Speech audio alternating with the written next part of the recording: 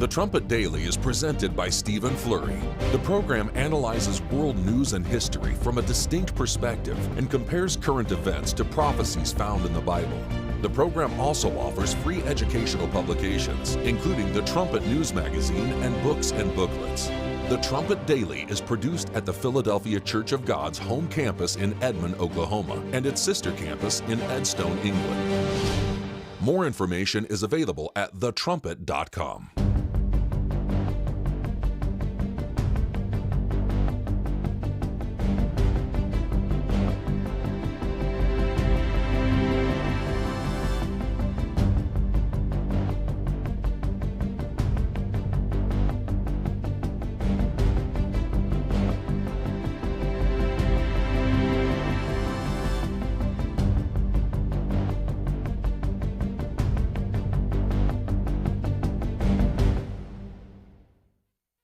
The Trumpet Daily program begins right now. Today's world news, what it means, where it's taking us. I bring you the one and only possible message of world peace. This is a message of hope, tremendous hope. And he said unto me, you must prophesy again. The Trumpet Daily program begins right now. So this has, become one of the best books of the year and one of the most successful books of the year.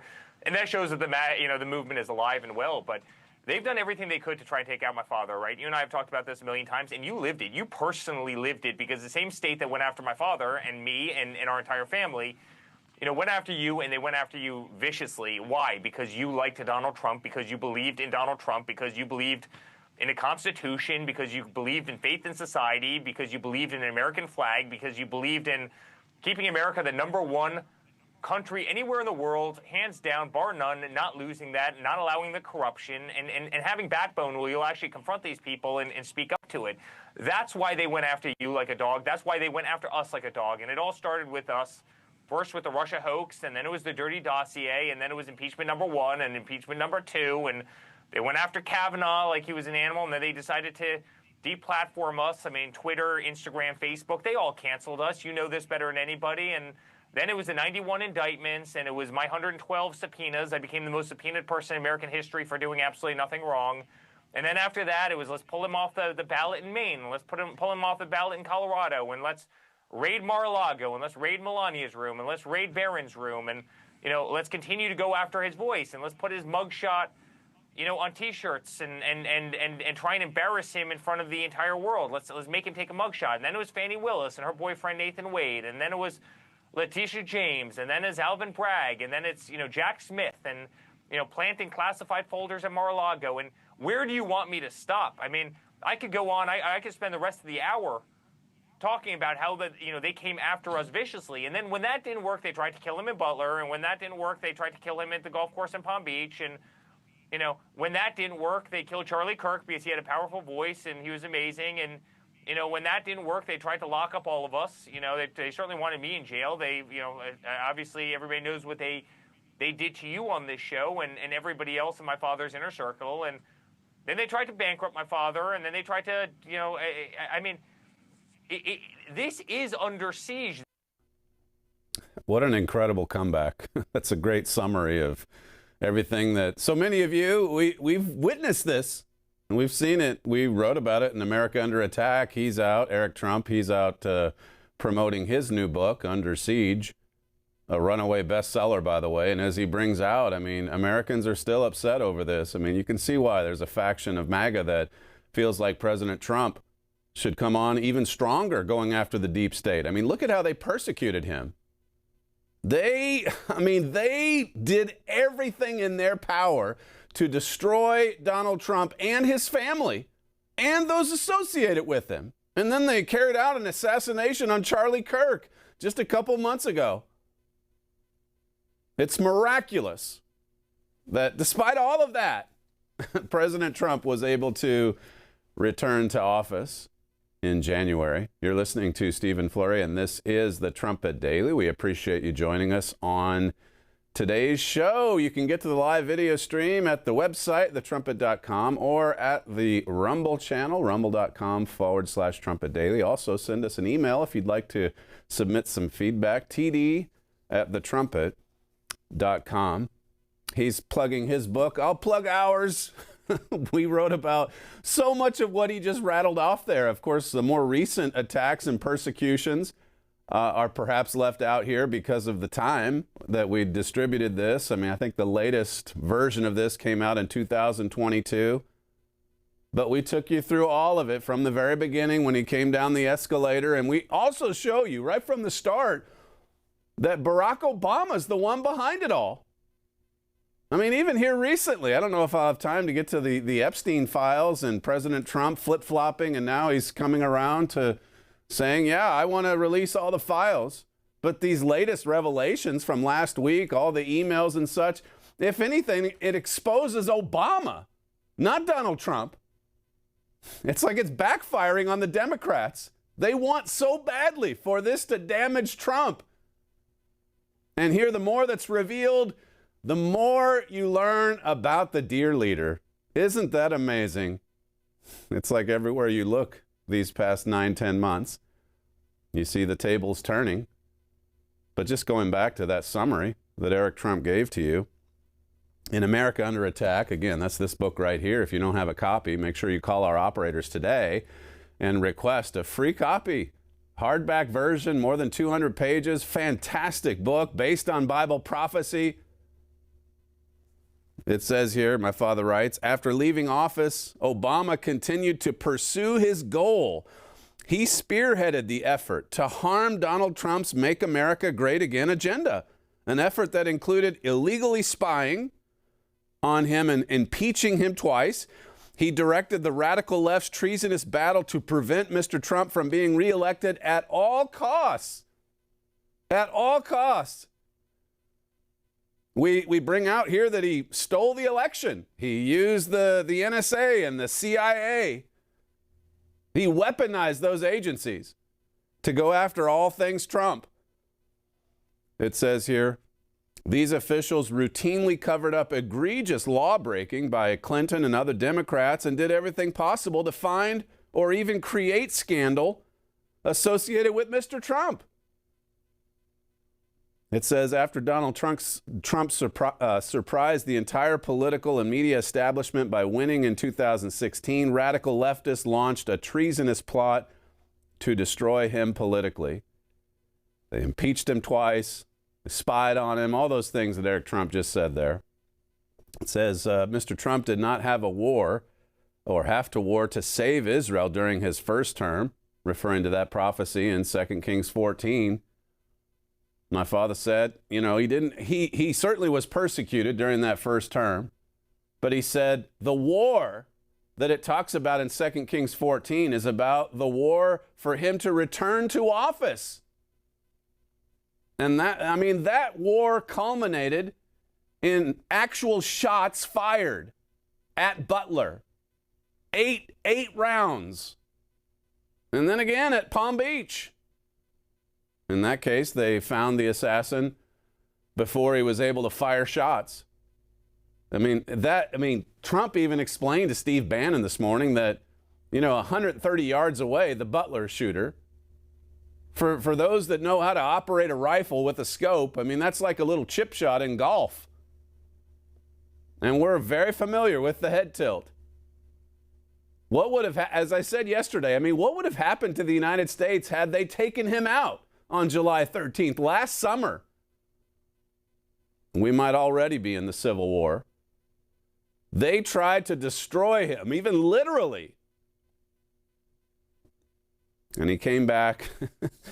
He came back against all the odds, like my father says in AUA. After all the terrible attacks on this man for the past many years, it's remarkable that he has the stamina and the determination and fight to keep doing battle for this country.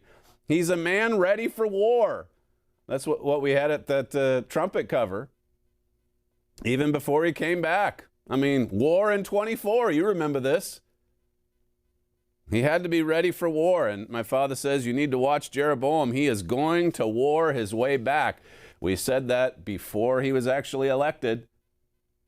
He is going to war his way back. God is going to do this. God is going to intervene. Listen again to Eric Trump from earlier today, clip 13. He had just been convicted of 34 felony counts. We've had every one of them overturned, since. So, they've all been overturned. But he stands up. I'm right next to him. He turns around. He shakes my hand. And we walk out together. And we hop in the car. And we're going up the FDR Drive. Many people know the FDR Drive, which is kind of, on the east side of Manhattan. It's a highway that takes you all the way north. And he looks at me. He goes, honey, I'm not sure how, but somehow we're going to win this whole thing. And when he was talking about winning the whole thing, he was talking about, obviously, the court case on one hand, because it was just 34 felony counts, and on the other side, it was win the presidency. And I said, Pops, it's either the White House or you and I are both in jail for doing absolutely nothing wrong. Like, that's how wide the pendulum was. It was either you were going to be at 1600 Pennsylvania Avenue, or we were going to be thrown in a jail for doing nothing wrong, all because they wanted him off that stage. Again, no different than they wanted Charlie off that stage, no different than they tried to kill my father to get us off the stage. It's either the White House or we're going to be in prison for doing absolutely nothing. Well, it ended up being the White House, just as we had said from the beginning of the election steal back in 2020, all the way through the fake insurrection in 2021, all the way through to the war in 24 last year. And then Donald Trump returns to power. My father wrote this. This is from September of 2024, following the assassination attempt. It says, Trump is alive in spite of what one commentator called apocalyptic security failures. The Secret Service allowed this to happen. We will learn more as time goes on. But we know that many people in the intel community and in the federal agencies are desperate to keep Donald Trump from returning to power. I mean, that's true. We went through it yesterday.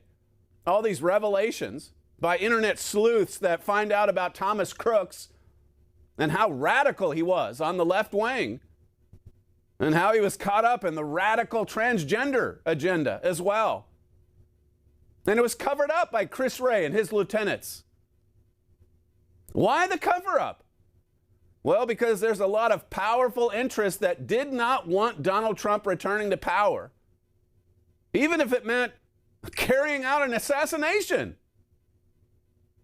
I mean, we had some revelations yesterday with that New York Post story from Miranda Devine, but we still don't know the half of it regarding Crooks, who he was connected with.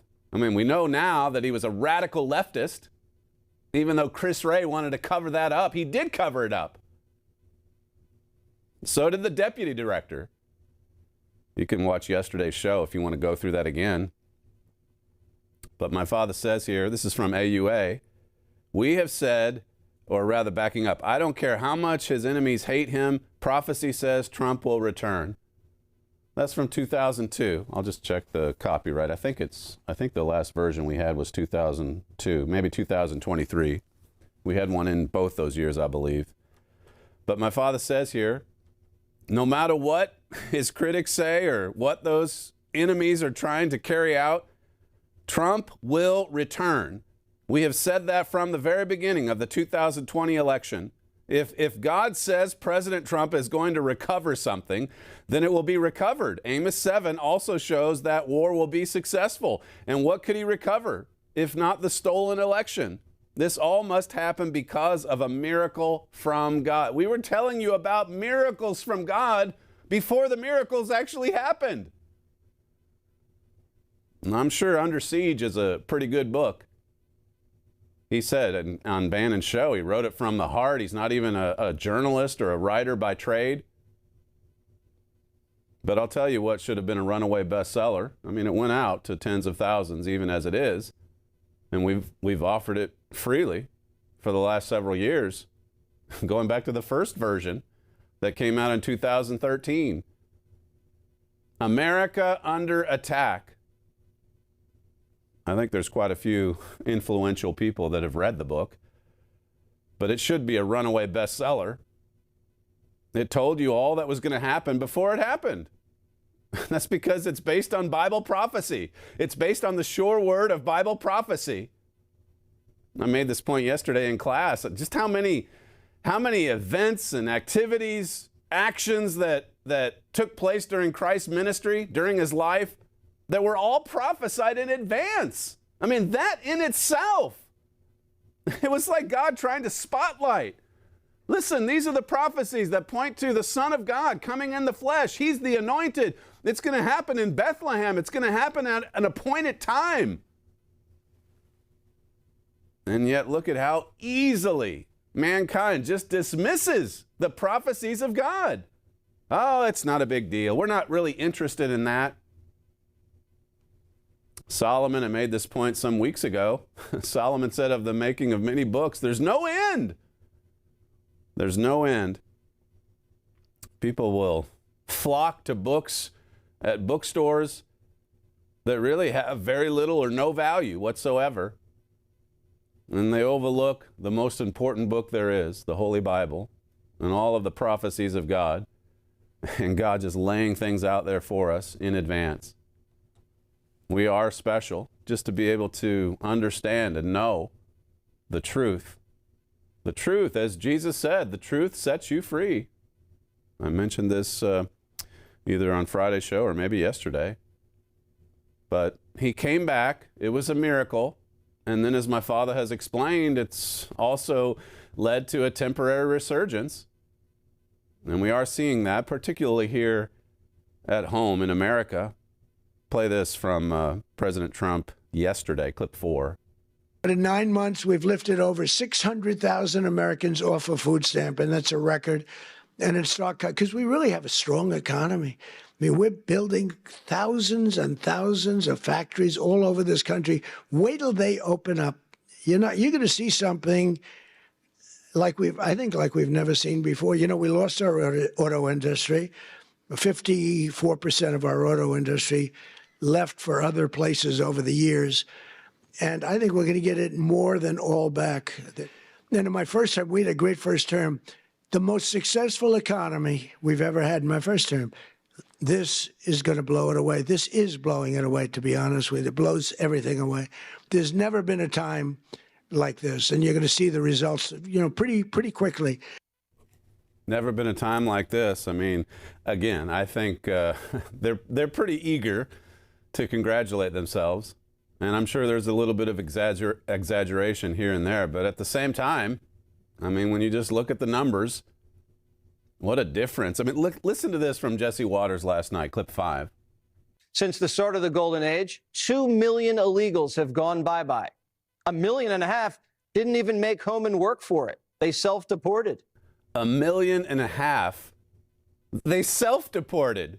So you look at the Biden years, the auto pen years, the 10, 12 million that just came pouring across the border into the United States illegally.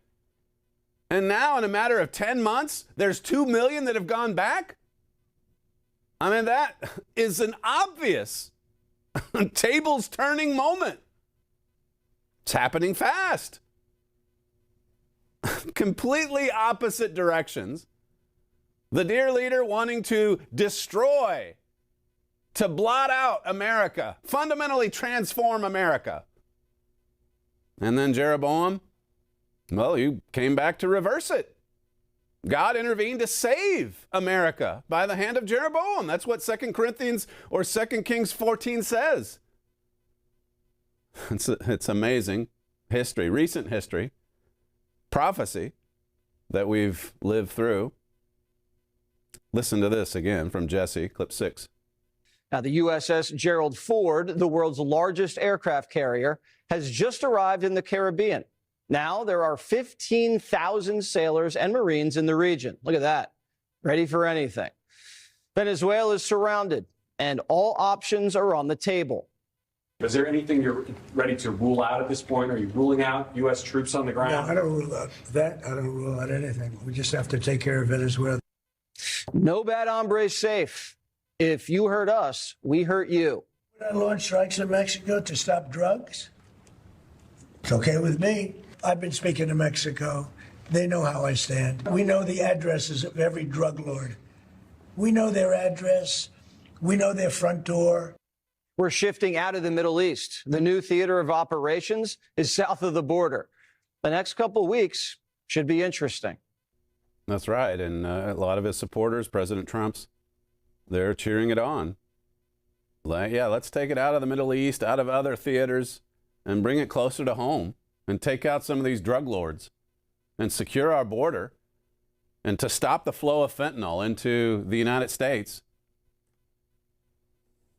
But then that said, I mean, you look at some of the policies, particularly in the Middle East, speaking of the Middle East, and it really is shocking to see men that are sincere, they've got good intentions, they are sure their policies are going to work, and yet we're just recycling the same old failures that have happened time and time again. Listen again to President Trump from yesterday, clip 7. We have peace in the Middle East, and at the United Nations today, they approved the Board of Peace, which is I'm going to chair, and we're picking the leaders or the heads of the most important nations in the world. I think it'll be a board like no other. It was just endorsed by the United Nations. It was pretty great. It's a big thing. I think it's one of the most important things the United Nations will ever do, actually.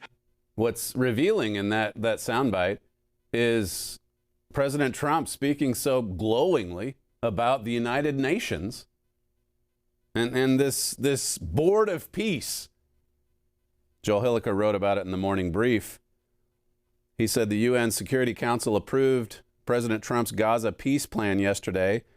It says, this greenlights the creation of an international stabilization force which is supposed to guard Gaza's borders, oversee Hamas's disarmament, and provide relief for the people of Gaza. It says the proposal has the support of Arab and Muslim nations, which secured a reference in the UN declaration to a path toward Palestinian statehood. So we're just going right back to the Oslo Accords. As I say, one failure after another. Hamas rejects it. It refuses to disarm. And then it says, and Israel's government scorns the two-state solution. Israel doesn't like it. Hamas isn't going to obey. And yet here we are talking about it as one of the most important things in the United Nations history. It's crazy, really, to think that this proposal that now has the endorsement of the UN, I mean, it wasn't that long ago.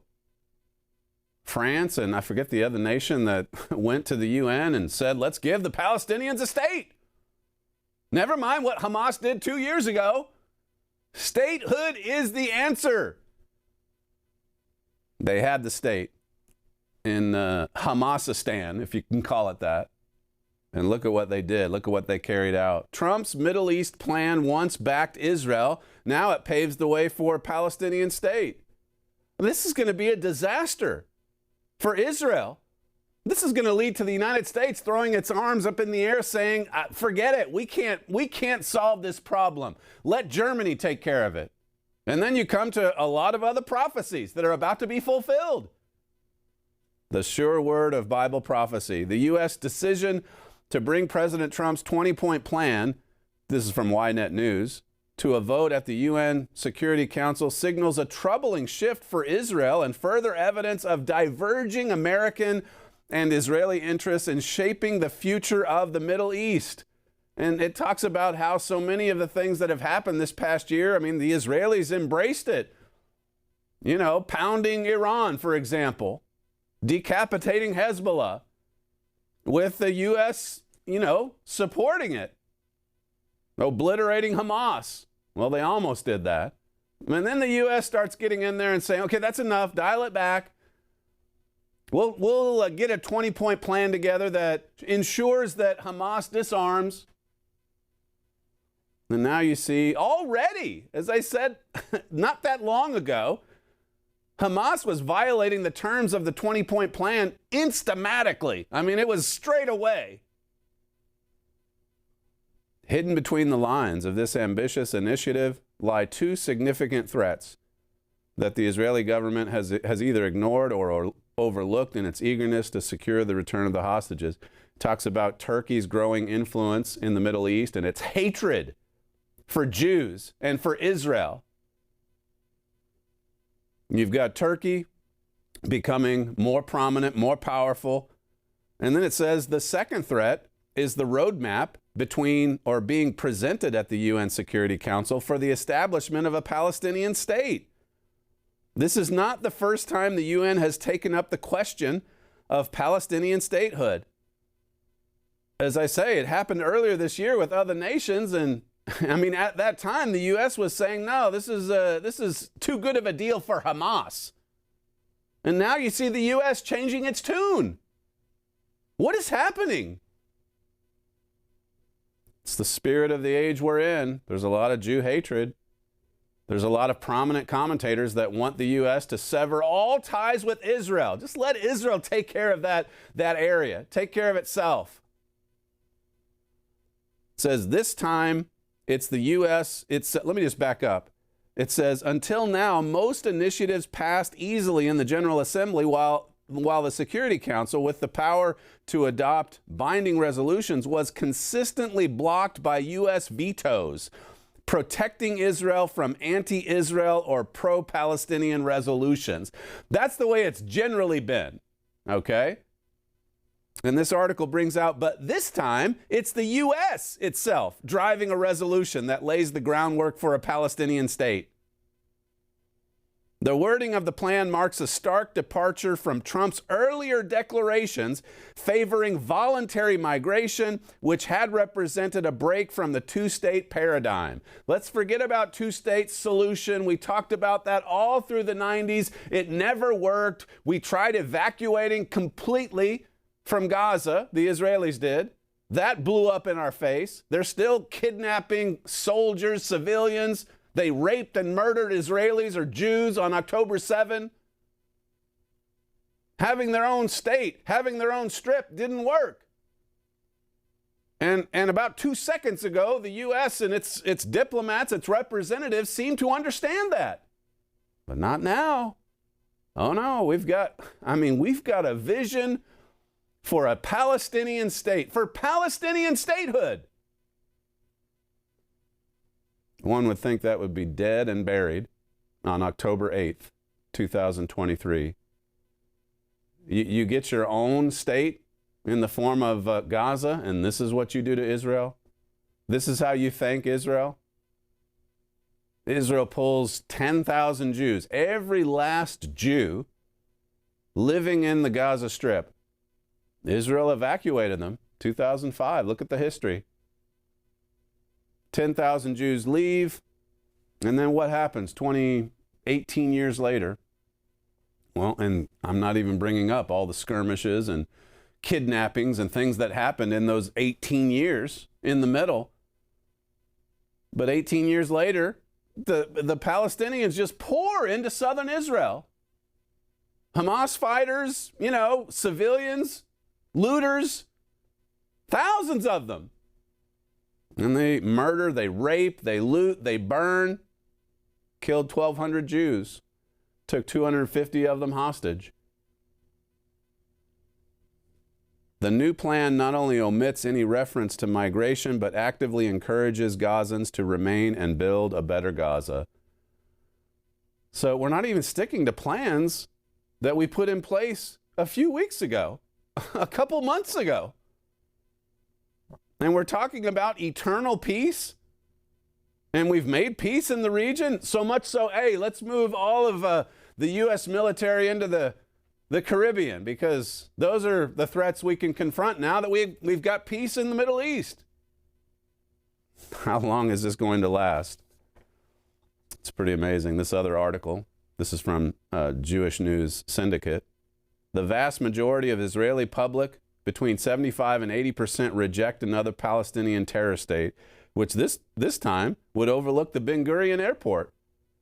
I mean, you give them the West Bank, anyone that's been over to Jerusalem knows that the drive to Ben Gurion, I mean, you've got the corridor that takes you to the airport in Tel Aviv, but the mountain ranges on both sides, that's the West Bank.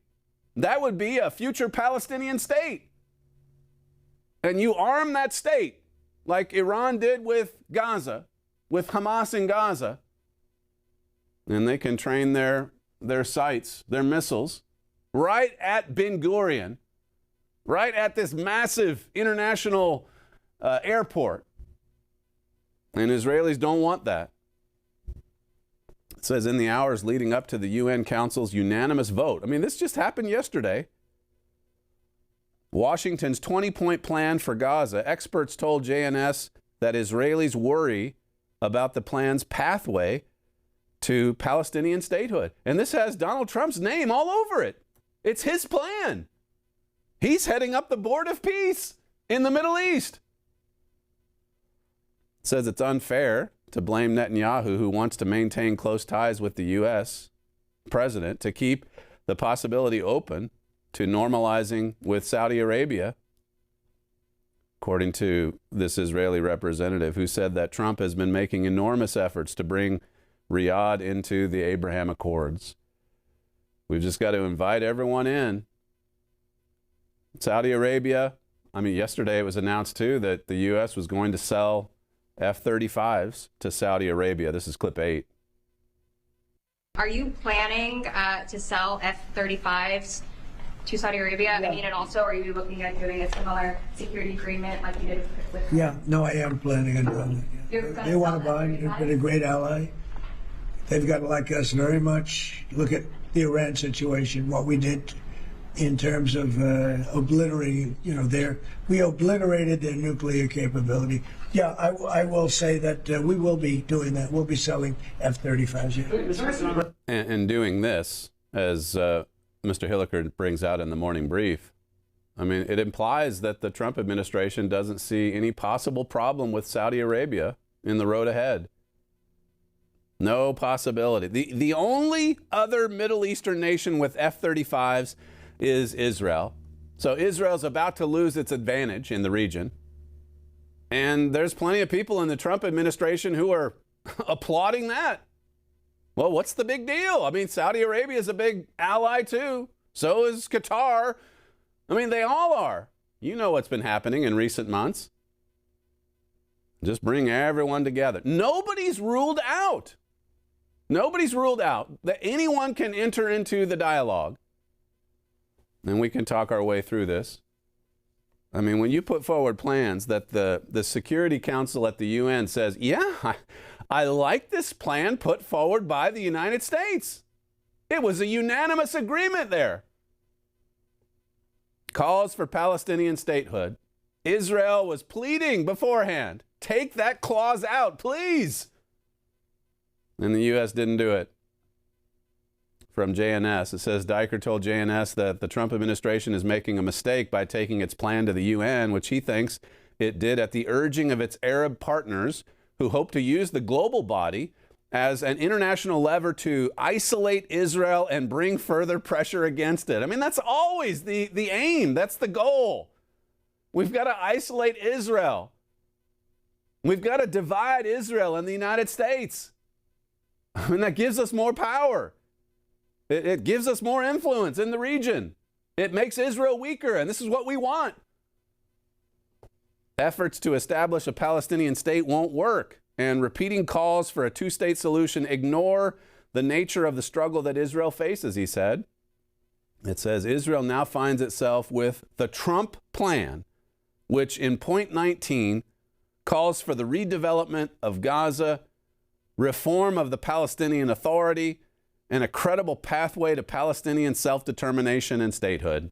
That's point 19. And then this article says, how's that any different from the Oslo Accords? It's the same plan. And by the way, the second point on point 19, to reform the Palestinian Authority, how exactly are we going to reform? I've been talking a lot in class and on this show about the evil heart of man. I mean, when there's so much Jew hatred from the heart, how do you reform it? How do you change it? Well, there are some noticeable changes happening before us in the human hearts of individuals, but it seems to be going in the wrong direction. I mean, the hatred for Jews seems to be intensifying. How is this happening? Well, there is a real spirit world. And you see, I mean, it's like one of our news gatherers said this morning. I mean, you see attacks, particularly on Israel. I'm talking about biblical Israel, the United States, Britain, little Judah in particular. And they're just attacks coming from every direction. Look at the fight over the Epstein files. For a time there, you know, President Trump was calling it a hoax, unbelievably. And then resisting efforts by MTG and others to release the files. And then flip-flopping. And now saying, hey, we need to put it all out there. He was asked, the president was. He was asked about this yesterday. Play clip 9. Clarify something you posted on Truth Social last night. You urged House Republicans to vote in favor of this Epstein release bill they're going to vote on tomorrow. I just want to be super clear on your position. Do you want to see that pass the Senate? Would you sign that bill if it gets to your desk? I do want to. Some said that when he flip-flopped and said the House should pass it, that he was doing that, thinking that the Senate wouldn't. Here he indicates that he hopes the Senate does and that he would sign it. And he's saying, look, the ones that are, you know, the ones that were connected to Epstein are mostly Democrats. We weren't. And of course, that's MTG's point. There's nothing to hide if you're President Trump, so just put it out there.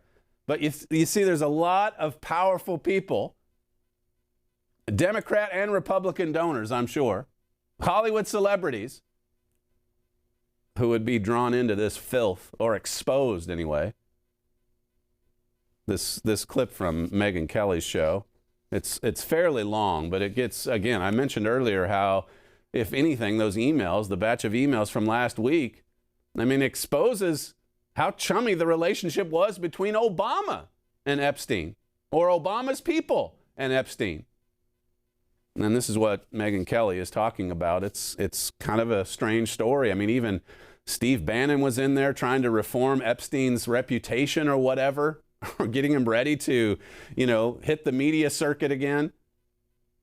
I don't understand all the details, but when you think about Ezekiel 8 and just looking into that hole in the wall and seeing all of these abominations, we've written on this before, and if I have time, I'll quote a little bit from it. But here's some excerpts from Megyn Kelly's podcast recently, clip 11. Where are the remaining 98 hours of Epstein tapes? Wolf says he has 100 or so, maybe more. In that tape, he says, I have 100 of hours of him talking about Trump. So maybe he has even more of him just talking, period. 1 hour and 44 minutes were provided to the Daily Beast. A few minutes, if that, was played on Wolf's podcast. So what gives?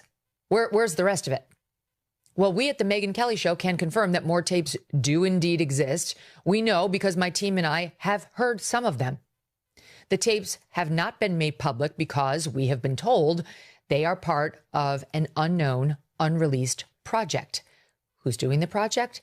Who now owns the tapes? I don't know. We do not have a copy of them, nor do we know the plans for them.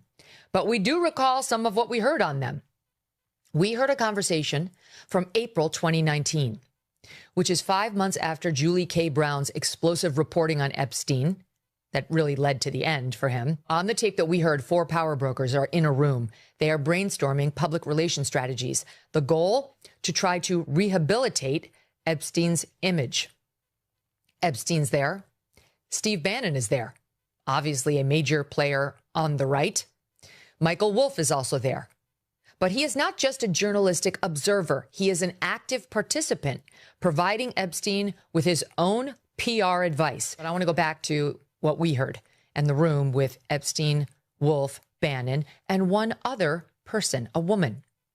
We can at this time exclusively reveal that the fourth party in that room, never before publicly identified, was former Obama White House counsel Catherine Rumler. Ms. Rumler is all over the emails that just hit yesterday, which show a very friendly relationship between her and Jeffrey Epstein. She reportedly even showed up to Epstein's 2019 sex trafficking arraignment. In Wolff's 2021 book, all right, now try to keep it straight because we're going to tell you about a meeting that was from April 2019. Jeffrey Epstein allegedly killed himself in August of 2019, 1 month after he'd been charged with all these crimes. And then in 2021, after the meeting that we're discussing with you right now, he wrote another book called Too Famous. And in that book, he revealed parts of this conversation I'm telling you about right now. But interestingly, he holds a few things back. He does not reveal, for example, this attorney's identity. In the audio we heard, she's referred to as White House counsel and Kathy, so it's pretty clear to us who it is. Now that we see her all over the email correspondence, even more so. We reached out to Ms. Rumler on our reporting that she was in this meeting with Epstein, and she declined to comment. The tenor of the conversation is friendly and upbeat. It sounds like friends having a good time, laughing and joking as they try to come up with ways to spin a known sex abuser back into the good graces of the public. Bannon says Epstein does not have a legal strategy problem, but that his PR problems are metastasizing. Bannon suggests a year of media training so Epstein could do an interview on a program like 60 Minutes. And both Bannon and Rumler express regret that Charlie Rose, who was brought down by a sexual harassment scandal of his own in 2017, was no longer available to do an interview on his show. Yes, he would have been a friendly. They were not wrong about that. Wolf documented some of this conversation I'm telling you about, though notably not all, in that book I mentioned called Too Famous, which hit in 2021, revealing that Rumler chimed in, he doesn't name her, that she did not want Epstein videotaped in preparation for any interview with a 60 Minutes or whomever, because it could be subject to a subpoena. Rumler ultimately relents and allows Epstein to sit for a practice interview so long as they don't talk about his legal issues. So there you go. I'm not going to pretend to understand all the nuances of this revelation, this story. I mean, you can go and watch Megyn Kelly's podcast for more detail. Steve Bannon's there. He's producing a movie on Epstein, and judging by the trailer, I don't think it's just this big puff piece necessarily. But why is he there? I mean, isn't this... And then you have the Obama counsel, and then you have this other author, Michael Wolff. He's a Trump hater. And then for a time, you've got a lot of Trump people trying to cover up. Even people like Kash Patel who are in the FBI. I mean, it's like, well, in one instance or interview, yeah, everything's got to be released. And then you get in power and you start changing your tune. But coming back to the spirit of the age of sit down and talk to anyone. What do they say? That Epstein needed to be rehabilitated, his reputation? He's a sex offender, and all these other charges are about to come onto him in 2019. And they're trying to reform his reputation? They're trying to bring him back into the public eye and turn him into a good guy? What is going on here? Isn't that what we're supposed to do, though? Judging by the new rules of journalism or investigative journalism? Yeah, just talk to anybody and then let the public decide. We had an article at the Trumpet. It says, America is morally and spiritually sick. Epstein is a symptom of far more widespread sexual sins in America. See, even a lot of Americans just turn a blind eye to this because we're all engaged in gross immorality. And the Bible says so. And people know that that's the case. Who have our elites become? Who have we ourselves become? How deep does the perversion in America go? This was from earlier this year. Most Americans have already accepted a panorama of sexual sins. That's why it takes a demonic sexual monster like Jeffrey Epstein to emerge before they get upset. Yeah, pedophilia and children abused. But hey, let's give him some media training. Let's reform his reputation. It says here, the fact remains that Republicans and Democrats alike are guilty of transforming America into a perverted society. The Epstein files should be a politically nonpartisan issue. They should provoke a call to national repentance. And then it goes on and talks about how that God sees this and he's just sickened by it. It's sick. And that's the way Isaiah the prophet describes our society in Isaiah 1. A sickness that goes from head to toe. It says here, it would have been far easier for America to repent back in the 1950s when fornication was the front line of the sexual revolution. It'll be harder now that the nation has gone far past fornication into homosexuality and other sexual perversions. I mean, transgenders are turning into assassins as well. And it's all just tightly woven together. It's just part of our society. The furries, the transgenders, homosexual marriage, fornication. I mean, that's so 1950s. What does the Bible say? What did Jesus say? What did Jesus teach? You could go into the Gospels and get to a pretty corrective study right away.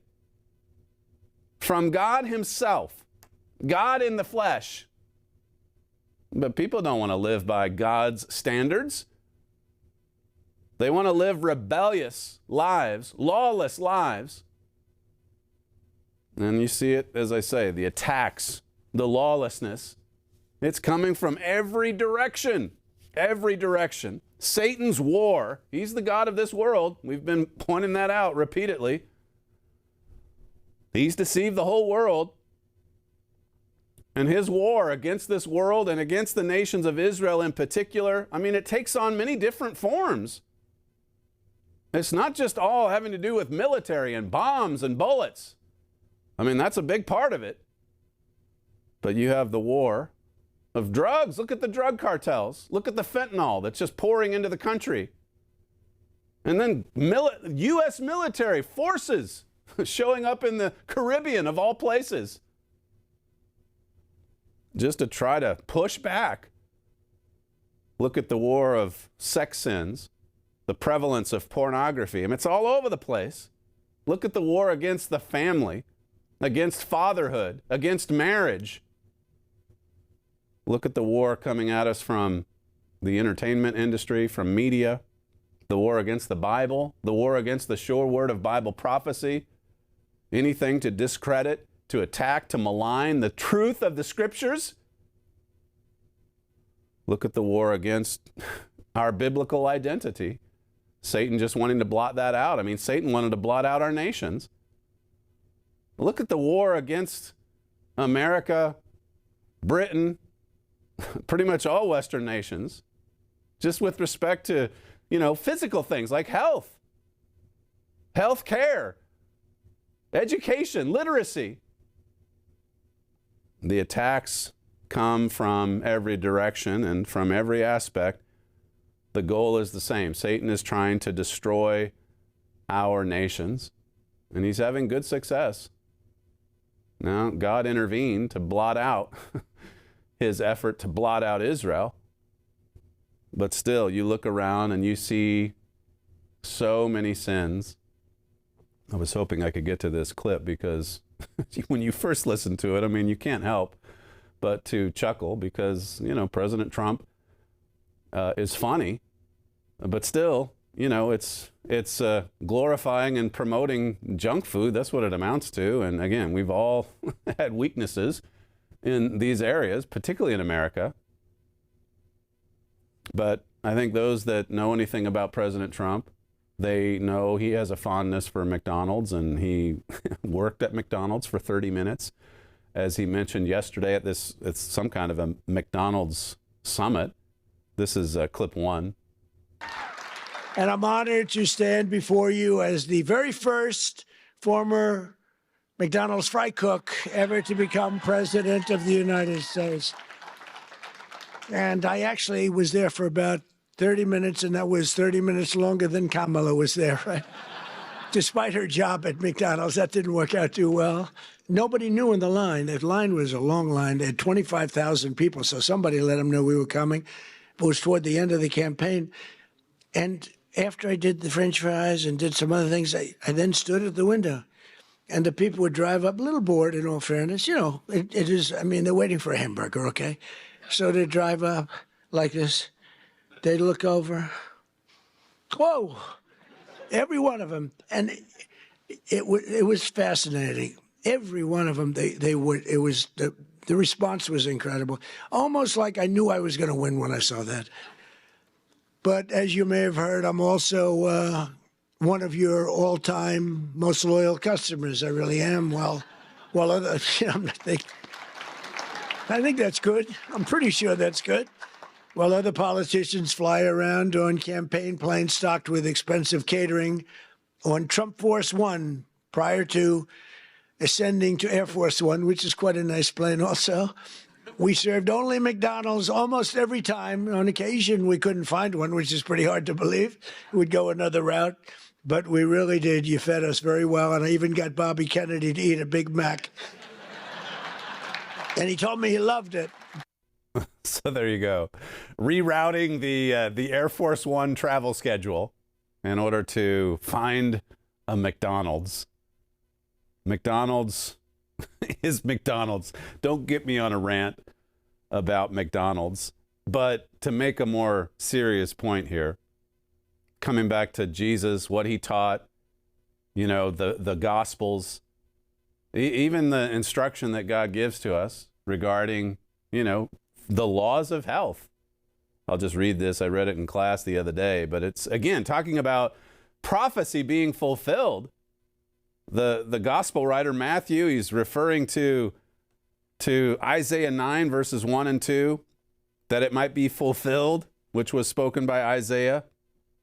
It says in verse 16 of Matthew 4, the people which sat in darkness saw great light, and to them which sat in the region and the shadow of death, light is sprung up. I mean, Jesus came in as a light to this world. And men just love darkness. We love to do what we want to do. We love to satisfy those carnal impulses that really take away from better health, whether you look at it spiritually or physically. This was from the other day, from Maria's show, talking about President Trump's desire to try to lower the prices for these so-called miracle drugs that cause you to lose weight dramatically and in an unhealthy manner, by the way. But this is clip 2. Meanwhile, President Trump continues his work. He's, of course, traveling the world, doing all these deals with countries across the world. And yesterday in the Oval Office, striking a deal with Eli Lilly and Novo Nordisk to cut the price of weight loss drugs. Watch this. Eli Lilly and Novo Nordisk are committing to offer Zepbound and Wegovy at most favored nations rates for American patients. This will slash the cost of Wegovy from $1,350 a month to ultimately $250 a month. Just as significantly, Medicare and Medicaid will finally cover the cost of these weight loss drugs for millions of patients suffering from obesity. Copays for Medicare patients will be as low as $50. This is tremendous savings. Congressman, your reaction? Well, as an ER doc, I'm glad to see that America's taking fitness very seriously. But remember that it's not just a drug that's going to make you healthy. It's not going to increase your cardiovascular health. It's going to make you maybe skinny, but you're going to lose muscle weight too. We got to do this the old-fashioned way and get out there and put some miles in, actually get to the gym, increase your bone density. This is not magic. And so many of those weight loss drugs are exactly that. They're sold or they're advertised as magical. You don't have to change anything. You don't need to go old school. I mean, some good advice there from the doctor there at the end of that segment. During the government shutdown, you may have seen all of the headlines that the food stamp program was getting. You're gonna cut off 41 million people, and they're gonna starve. This was an article that was written at that time, at the peak of the government shutdown crisis. It says, while SNAP combats food insecurity in some cases, data also reveals a troubling trend about what gets purchased. Junk food. Junk food. A lot of people on food stamps, they just go and buy junk food. It says it was launched in 1964 by President Lyndon Johnson, and I'm sure they had all of these sincere objectives. Like, we want to help people's health. We want to make sure that people don't starve. We've got to give them some help when they go to the grocery market. Part of the rationale behind SNAP is that, according to the USDA, 13% of American households are affected by serious hunger. But that too clashes with the details of the nation's obesity crisis. Around 1 in 3 adults are obese, and it's higher for the lowest income. The lower the income, the fatter we are. What's going on? And is the government helping? Is promoting drugs and fast food, is that going to help the problem? We're in the midst of an obesity crisis, it says. It says this feeds directly into America's metastasizing public health emergency, obesity-fueled chronic diseases that are bankrupting the healthcare system. So here you have the healthcare system and its part. Average family health insurance premiums have also been climbing quickly and are now around $27,000 annually.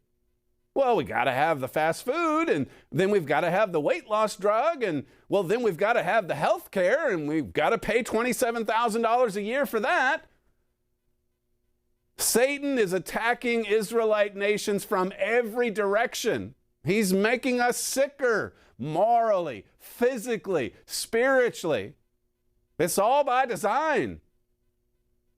I mean, America Under Attack focuses in on, the dear leader's attack on those fundamental institutions of the United States. But the attacks, looking at it more broadly, the attacks coming from the devil, they come in many different forms. That's why we need the light of Jesus Christ to light up our lives. That's why we need the light of Bible prophecy. We need the light of God's law. We need the light of God's truth. As I said yesterday, it's the truth of God that sets us free. I've taken you 2 minutes over, but I'm not going to charge you for either of those minutes. You're listening to Stephen Flurry, and this is the Trumpet Daily. We thank you for joining us on today's show, and we'll see you again tomorrow.